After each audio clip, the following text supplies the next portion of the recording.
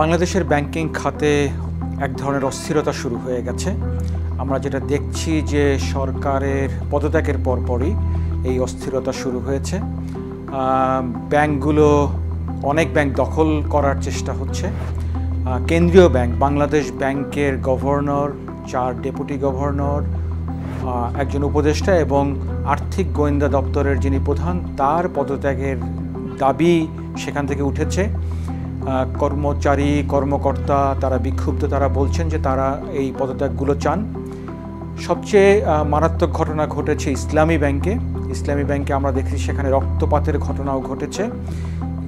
সরকারের পদত্যাগের পরের দিনই ইসলামী ব্যাংকের বেশ কিছু বিক্ষুব্ধ কর্মকর্তা, কর্মচারী তারা অন্য আরেকটা পক্ষের সঙ্গে তারা সংঘাতে জড়িয়েছিলেন। সেখানে বঙ্গবন্ধু কর্নার ভাঙচুর করা হয়েছিল। এরপরে আমরা যেটা দেখলাম যে গতকালকে রোববারে সেখানে এই দুই গ্রুপের মধ্যে মারামারির ঘটনা ঘটেছে, সেখানে গুলি চলেছে, আহত হয়েছে অনেকে। ইসলামী ব্যাংকের ক্ষেত্রে যেটা হয়েছে যে 2017 সালের আগে যারা সেখানে চাকুরিরত ছিলেন এবং 2017 সালের পরে যারা সেখানে নিয়োগ পেয়েছেন তাদের মধ্যেই মূলত এই সংঘাতের ঘটনা। 2017 সালে এই ব্যাংকটি আসলে এস আলম গ্রুপের নিয়ন্ত্রণে চলে যায়। তারপরে অনেক কর্মী সেখানে নিয়োগ দেওয়া হয়েছে যারা মূলত চট্টগ্রামের পটিয়া অঞ্চলের বাসিন্দা, এবং এইটা নিয়ে উত্তেজনা দীর্ঘদিন ধরেই আসলে একটা অসন্তোষ ছিল এবং সেটা আমরা দেখতে পেলাম যে একটা উত্তেজনাকর একটা পরিস্থিতি তৈরি হয়েছে সরকারের পতনের পরপরই। আমরা দেখলাম যে আইএফআইসি ব্যাংক, আরেকটি বেসরকারি খাতের ব্যাংক, সেটার চেয়ারম্যান সালমান এফ রহমানের পদত্যাগ দাবি করা হয়েছে।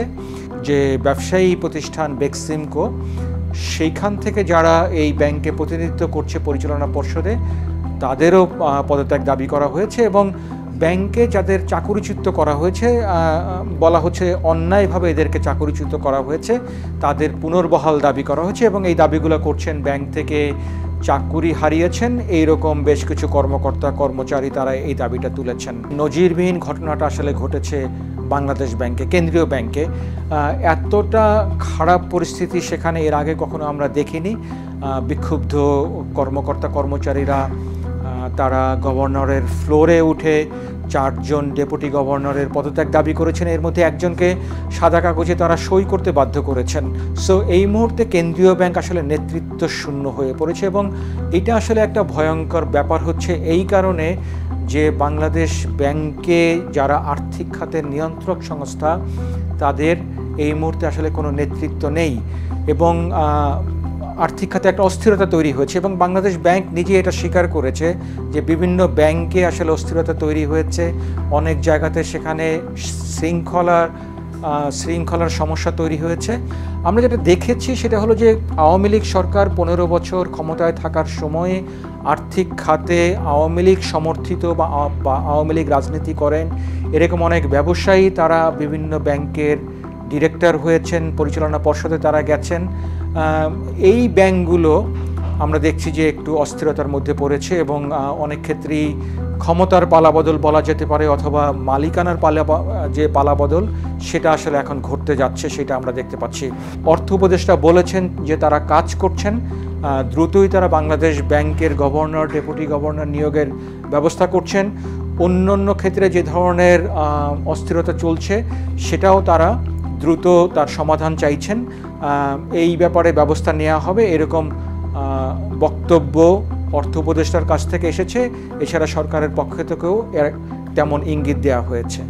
সাধারণ মানুষের জন্যে যে জিনিসটা আসলে চিন্তার বিষয় তা হলো তারাই ব্যাংকের আমানতকারী এবং ব্যাংকে যখন আমানতকারীদের স্বার্থ বিঘ্নিত হয়, ব্যাংকের কর্মকর্তা অথবা যে পরিচালনা পর্ষদে আছেন তাদের কারণে, সেটা আসলে আমানতকারীদের স্বার্থের বিপক্ষে যায়। আমানতকারীদের স্বার্থ রক্ষা করাটাই হলো ব্যাংকের সবচেয়ে বড় কর্তব্য, কারণ ব্যাংকে মূলত টাকা আমানতকারীদের, সাধারণ মানুষের টাকা। এই টাকা ঠিকঠাক মতো থাকছে কিনা, এই টাকা ঠিকঠাক মতো বিনিয়োগ হচ্ছে কিনা, এটা দেখার দায়িত্ব ব্যাংকের ব্যবস্থাপনা কর্তৃপক্ষের।